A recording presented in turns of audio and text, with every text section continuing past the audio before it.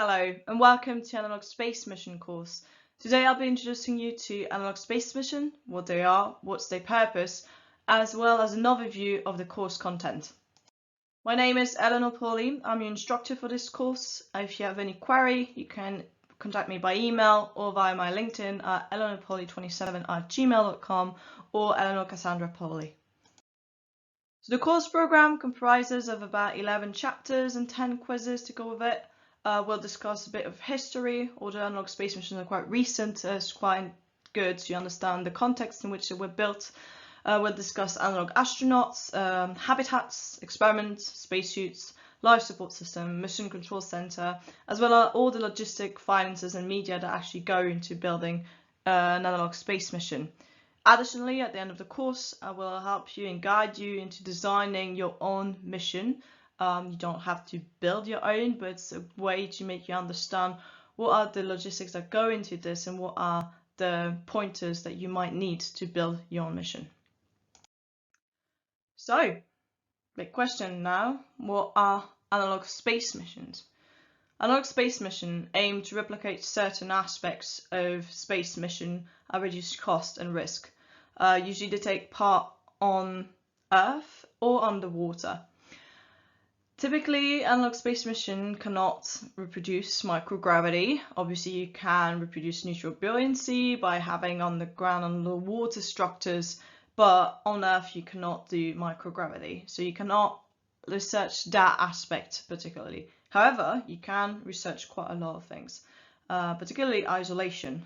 During COVID, lots of people actually got into isolation, but it's very different being in isolation for 2 weeks because you're sick and being in isolation for several weeks or several months. Obviously, the psychological implications are way, way different. It's usually way more fun to be in isolation as an astronaut as with COVID. However, there's other things that you can test. You can test the teams, you can test the experiments, you can test the habitats that you might need. And you can really replicate also extreme environments. Obviously, living in space is living in a hostile environment. It means you cannot open the door of the spacecraft without any consequences. Replicating that kind of environment is quite interesting because it helps in getting the analog astronaut into a similar psychological mindset. Obviously, they know that they are on Earth, but if you put them in a desert or somewhere very, very cold, they cannot open the door without any consequences. So that kind of helps in putting them in that situation. You can also replicate the astronaut workload. That's one of the reasons why you wouldn't feel like you are in isolation like with COVID-19. Is that you will be having experiments the whole day. You will be following what we call a flight plan. Flight plan is basically the daily schedule of analog astronauts. And you can also test life support systems, habitats, and so much more. But there's another big question now, is why do we do this? So we've been to the moon in 1969 till the end of the 1970s, but we haven't been to Mars. Going to the moon is not that difficult. I mean, we obviously managed to do it about over 50 years ago.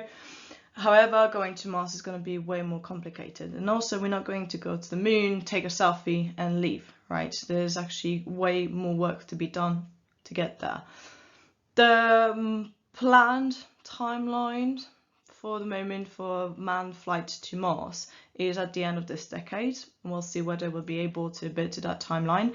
However, a lot of the work is being done by preparing via analog space missions. Analog space missions are really the one edge that we have compared to when we're planning to go to the moon. And the reason why it's actually much more different than just going to the moon is the traveling time and what we're going to do there and the resources we'll need. To give you an idea, for the Apollo 11 mission, it took about a bit less than 4 days to go from the Earth to the moon. A spacecraft from 1965 and even spacecraft from 2020 and 2021 take between 120 days to 330 days to go to Mars. It depends of where is Mars relatively to Earth, and it will depend a little bit on propulsion, but as you can see, still now it takes quite a few months. So if imagine we think, okay, it's going to take us about 9 months, and then you have to stay there for 2 to 3 months so that Mars and the Earth are aligned in a favorable way for you to leave again to go to Earth with using less propellant. So you're going to stay 12 months plus another 9 months to come back. It's a very, very long journey. To go to the International Space Station with a Soyuz or Dragon crew, you don't have to stay that long in space. I mean, you can literally take off in the morning and arrive in the evening. Usually they take about 2 days, but you can do it in a day. That means that the traveling plan compared to the time that you spent actually in the spacecraft doing the experiment is very, very small. But going to Mars, if you want it to be worth it, if you don't want to just do 9 months traveling, stay there for a few days and leave, the traveling time is going to be extremely important. So you have to really develop the psychological side of things. You have to understand how to make the crew happy, how to make the crew distracted, at the same time focused enough on the mission.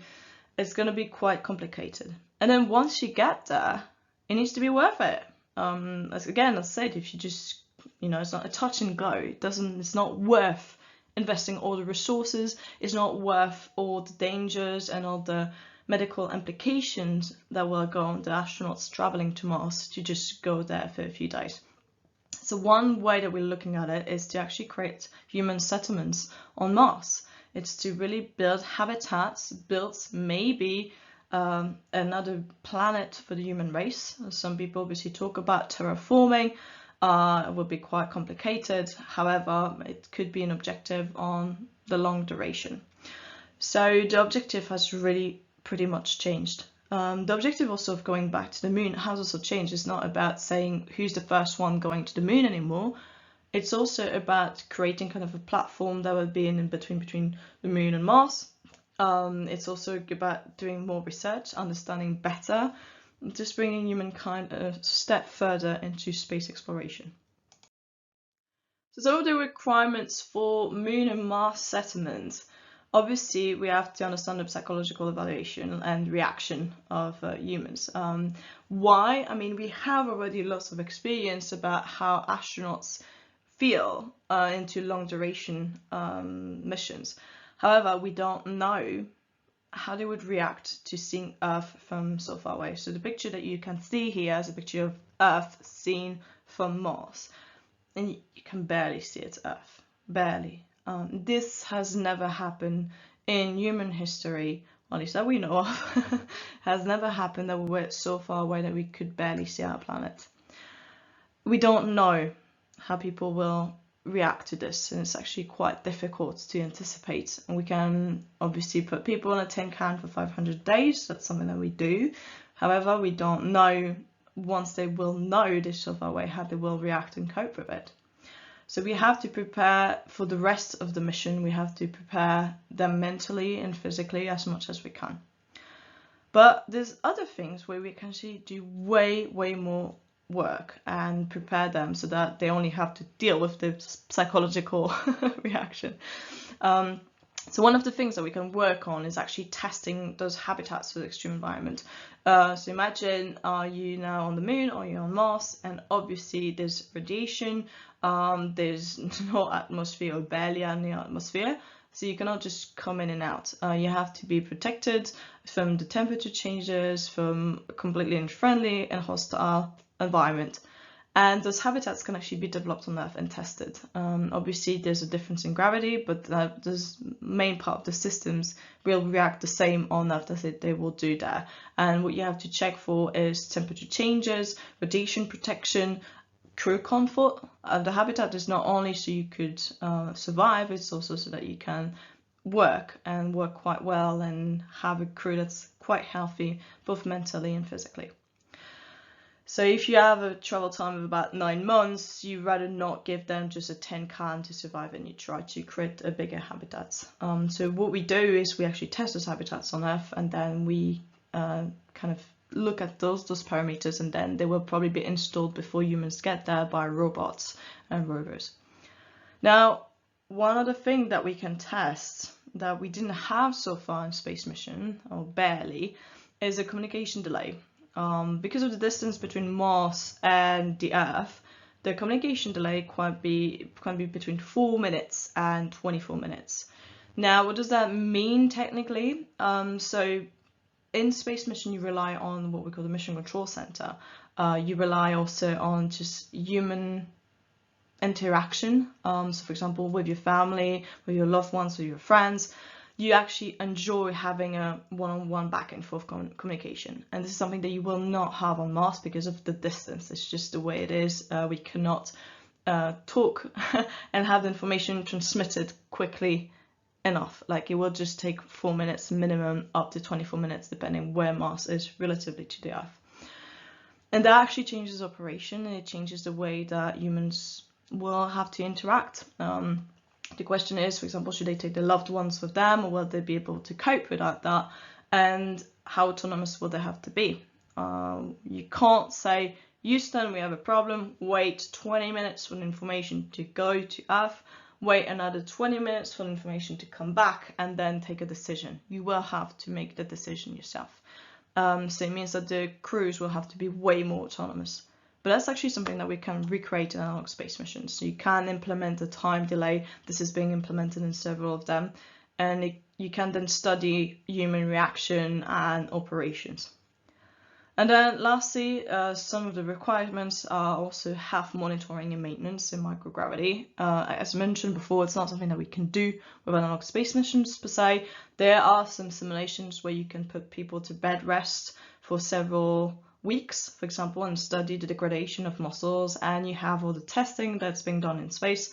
But for analog space mission in general, it's not the main focus. Now, let's get cracking into specificities of analog space missions. So every of the slides I'm presenting now, you have a whole chapter about it. So you'll be able to learn in depth what I'm talking about.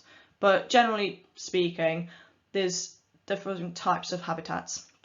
There's the habitats which are solid structures, which you can see at the bottom there. On the left-hand side is FMARS. It's a base that is manned and built by the Mars Society, and it's in Canada, not too far from the Arctic. And on the right side, the bottom is high seas in Hawaii, and both habitats basically used for analog space missions and kind of extreme environment, and also it's quite remote, so you don't see that many people, you don't have aliens or human aliens, you increase the sense of isolation. Habitats can have different shapes, different purposes. Some people focus on very large habitats, others in habitats that can move. Sometimes some missions just take place in different places and different deserts. For example, there's one in Utah, there was one in Oman Desert, and then on top right hand side you actually have a picture of chill ice taking place in Iceland. So this is not the habitat per se, but it's one of the similar locations you could find for habitats. What do I mean by that? On Mars, you basically have no radiation protection. The radiation levels can be very, very high, and it actually can be lethal if you leave your astronauts for too long time there, because they have too high exposure to those radiation. So what you need to do is you need to find a way to protect them, and one way to protect them is lava tubes. Lava tubes usually provide a naturally formed structure that will protect you from radiation. So what you can do is actually get into those lava tubes and just put a habitat. One of the missions from Chill Ice was actually to inflate a habitat in those lava tubes. So you take the astronauts, put them in spacesuits, and tell them you have this much time to get into the lava tube, inflate the habitat, and then they can get into the habitat, and then they can zip and remove the spacesuit.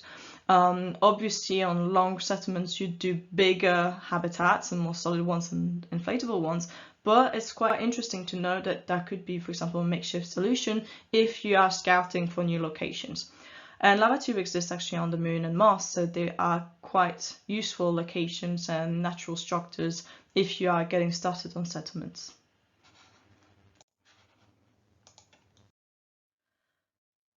So another thing that we can discuss now is experiments. Doing analog space missions, there's actually lots of experiments taking place. Why? Because you have a collaboration between lots of scientists coming together who are interested in space and interested in bringing the research a notch further. Those locations usually where you have habitats are usually in extreme environments, and therefore things do not behave the same way, or they have not been studied that much. So there's actually a lot of interest into geology, but also biology, as well as just the psychological and health monitoring of the astronauts that are into those habitats. Once they are put into space, these science actually translate into what we call exogeology, astrobiology, and space medicine. As mentioned, we cannot test microgravity per se, however, we can test the feasibility of some experiments also before they actually go to space. We can see how much can we test with actually, how to say, kind of diminished experiments and tools. You can try and see what you could do with very little equipment, or not the same conditions you would have in a controlled atmosphere in a laboratory.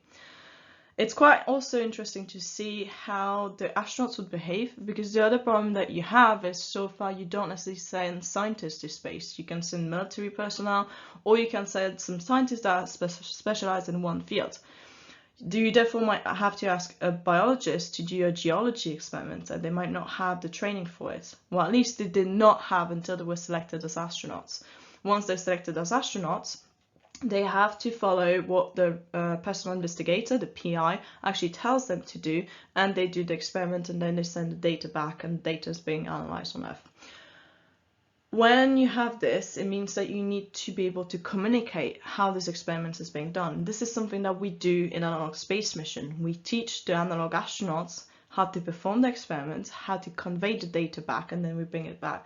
And that actually teaches you a lot about communication. What are the protocols that you would need to use? And if those protocols do not work on Earth, there's no way they're going to work in space. If you cannot clearly explain what you're doing, how to do it, and why, then the Analogue astronauts and the astronauts then have no chance of doing it well.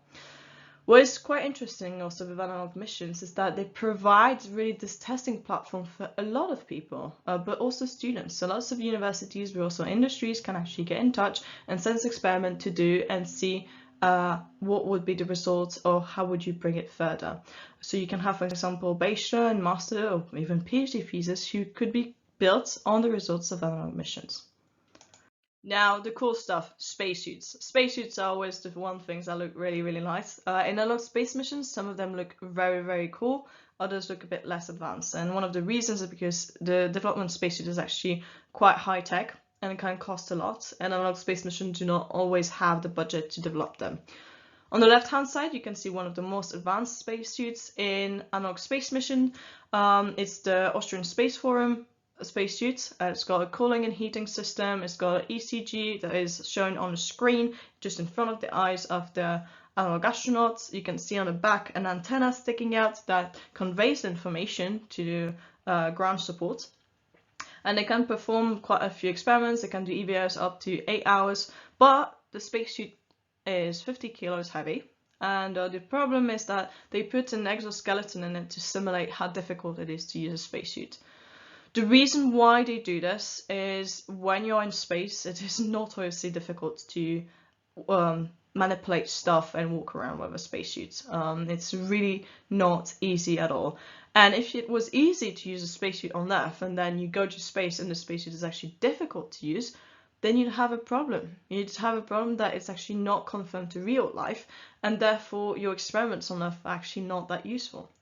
The other thing is, when you make it more difficult to use a spacesuit, you can really simulate the strain and stress that the Analogue astronauts would get, and then that the astronauts would get in real life. And therefore, you can really anticipate more how much time experiments would take for real, or EVAs, extravehicular activities. You're going to see that word quite a lot. And you can therefore adapt the flight plan, the schedule of those astronauts. So it's quite important that you don't make those spacesuits too comfortable. They need to be comfortable enough that the astronauts can do the experiments, but they still need to be difficult enough to manipulate that you would be like, oh, actually I'm in space.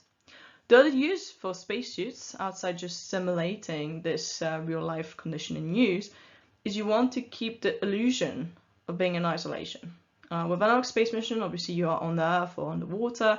On the water, it's a bit easier. You're going to need a scuba diving gear. However, when you do Analogue space mission, you could technically just open the door unless your habitat is pressurized, you can just open the door and you're back on Earth. So you don't have this illusion of being on the moon or Mars or on the ISS. By putting a spacesuit and putting an airlock in between, you get one step closer to filling into this hostile environment. You keep really away from just fresh air coming in, and that can really help you in feeling like, actually I'm in a hostile environment. Some spacesuits like this one, there's a ventilation system. If the ventilation system doesn't work, yeah, you're gonna start suffocating a bit. You're not gonna die, but you're not gonna feel really great. So if it were to happen, you would start feeling, actually, I am in a spacesuit, I am in a hostile environment. Some spacesuits are not as advanced. You could breathe from under the helmet, it's the one you see in the middle from the Askepos-1 mission. However, they were still quite interesting because it was still difficult to walk in them, and you could really feel that you know it outside. You are in your own tiny spacecraft and you are isolated from the rest of the world.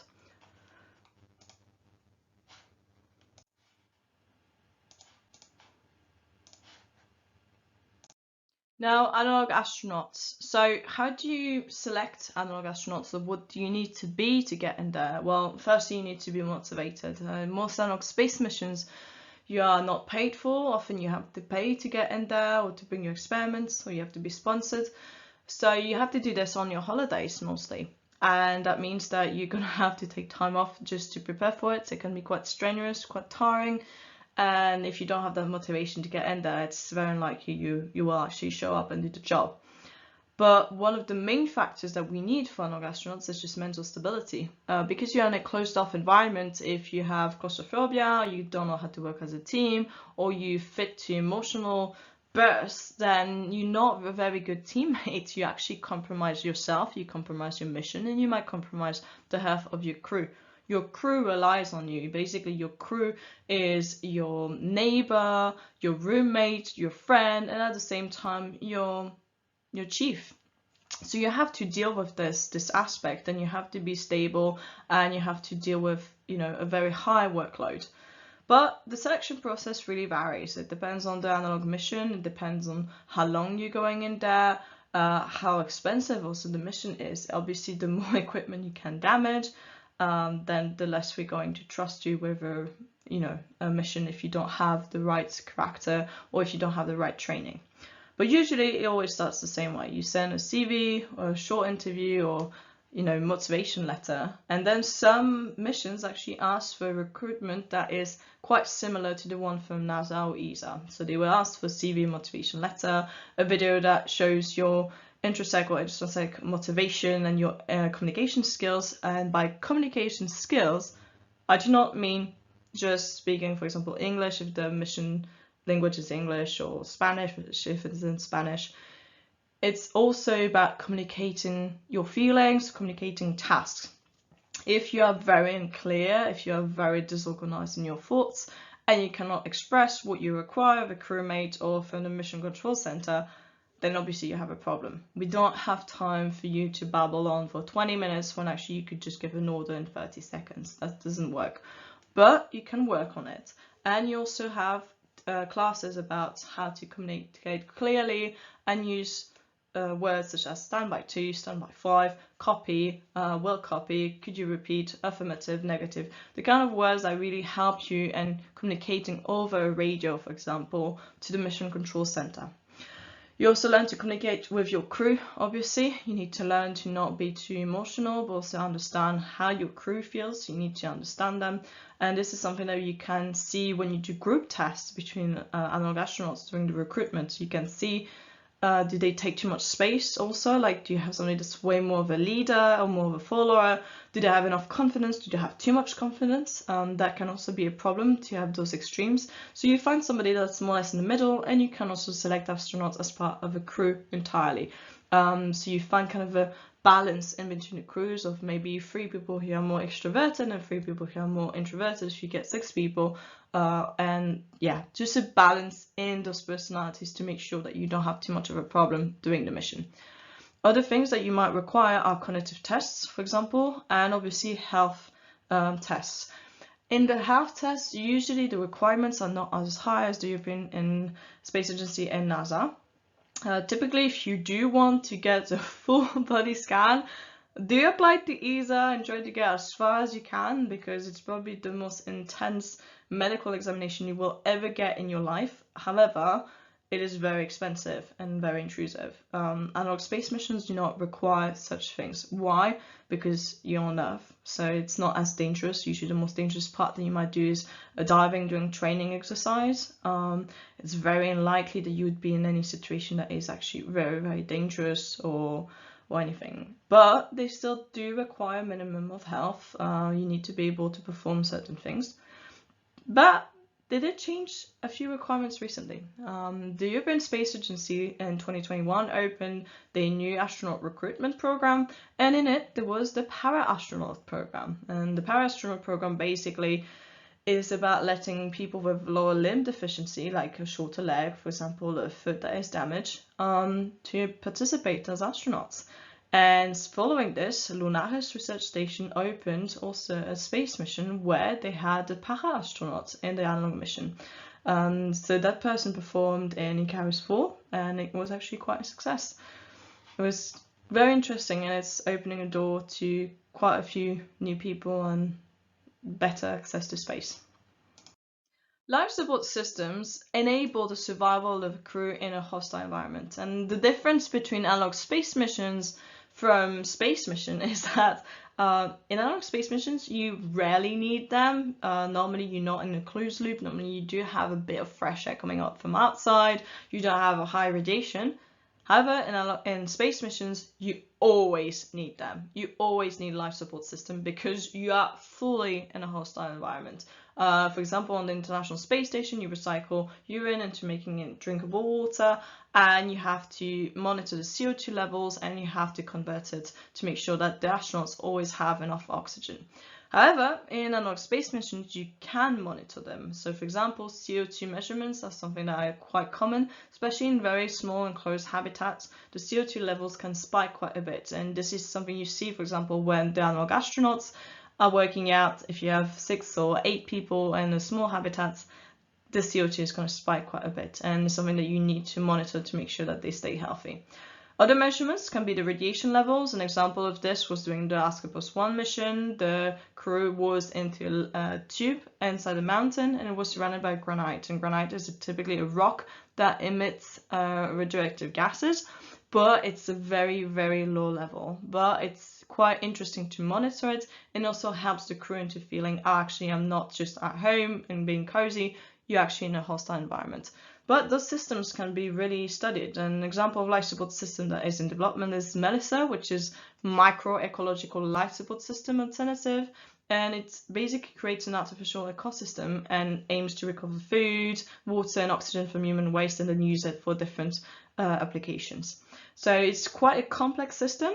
Some life support systems are usually based on plants and then used for example, the creation of oxygen for the crew. But it's typically one of the most complicated phases of the space mission in general. Mission Control Center, also called MCC, is the connection from Earth to the mission. Basically, it's the people that are responsible to make the mission a success. Not only the analog astronauts, but these ones actually have all the data and they can provide external help. Usually the astronauts perform what Mission Control Center asks them to. They're a bit little puppets. But a Mission Control Center has obviously way more data and way more things accessible to help them. As usually when there's a problem, they will find 20 or 30 engineers to find a solution. They are the ones who also have medical doctors who will assist with procedures that might have to happen in spacecraft. And mission control centers are always simulated an analog space mission. You need this mission control center to make sure that the crew is safe and to provide help externally if needed. After all, the spacecraft or the habitat that you might have is quite small. You cannot bring everything to space, so you will have to have the help from people externally. On the left-hand side of the slide, you can see a picture from the NASA control center. On the right-hand side, you see a simulation of a control center for Askapos 2, and you can see the name Flight. Flight is basically the name of one of the positions, one of the roles that people have in a mission control center. Some of the roles are, for example, procedures. Procedures is a person that is responsible for all the procedures and protocols they might have. They have it at hand, they understand them, and basically they can forward the information to the rest of the mission control center and then to the Analogue astronauts, providing them help in understanding what experiments have to be performed, what to do in case of emergencies. Why? Because it's easier for procedures to say and go through the whole procedure stack than for Analogue astronauts to go through a manual every time they have an emergency. So those people verify everything. They also have contact with people who have more information on experiments, such as the Science Center. The Science Center has usually contact with the PIs, what we call personal investigators. They are those people responsible for the experiments, and they can also guide the Analogue astronauts. So it's always easier to have this mission control center because they are this contact point and they have contacts with the rest of the people, and therefore they have way more knowledge. Other roles in a mission control center is, for example, records. They record everything that's going on into the mission, and it's then used for archives, for understanding of the mission, for analysis at the end of the mission to see what went wrong, what went well, what was needed. If there's any emergency, you can actually go back and see what went well and what you need to improve. There's many roles. We'll have a look into the Mission Control Center later on, but one of the primordial things to understand about Mission Control Center is really that you need to trust them. As an astronaut or as an Analogue astronaut, you don't know everything, you don't have access to everything because of you being far away, because of you having less people with you. So you have to trust what they say, and usually they have the priority order. You have a commander and your Analogue astronauts, but you need to obey what Mission Control Center says. So that's it for today. I hope that you've learned already quite a bit. Don't worry, we'll go in depth for each of those themes and even more, where we'll discuss also history and the logistics and finances that go into organizing space missions. I hope that this content is quite interesting to you. I look forward to getting any of your comments, and see you next time.